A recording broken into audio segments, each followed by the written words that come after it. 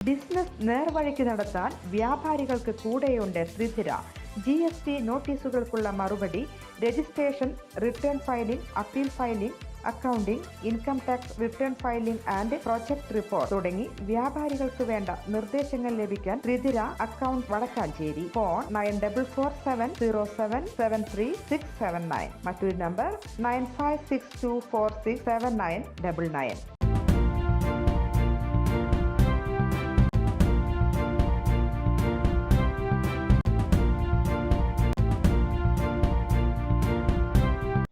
നമസ്കാരം, എനിടൈം ന്യൂസിലേക്ക് സ്വാഗതം.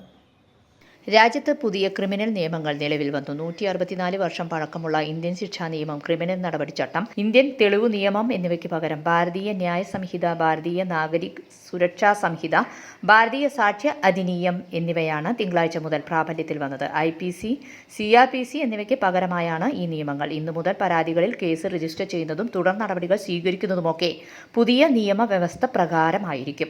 ഇതിനു മുൻപുണ്ടായ എല്ലാ കുറ്റകൃത്യങ്ങളിലും നിലവിലെ നിയമപ്രകാരമായിരിക്കും നടപടി. ഇപ്പോൾ രജിസ്റ്റർ ചെയ്തിരിക്കുന്ന കേസുകളിലെ നടപടിക്രമം എല്ലാം പൂർത്തിയാക്കേണ്ടത് നിലവിലുള്ള നിയമപ്രകാരം തന്നെയായിരിക്കും.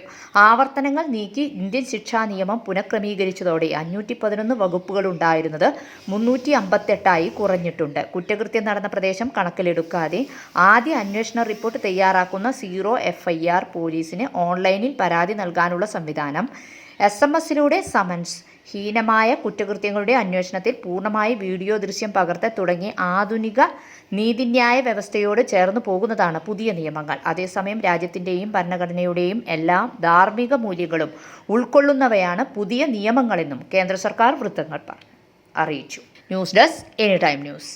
കൂടുതൽ വാർത്തകൾക്ക് ഞങ്ങളുടെ ചാനൽ സബ്സ്ക്രൈബ് ചെയ്യുക, ഫേസ്ബുക്ക് ഫോളോ ചെയ്യുക. വാർത്തകൾ വേഗത്തിലറിയാൻ എനിടൈം ന്യൂസ്.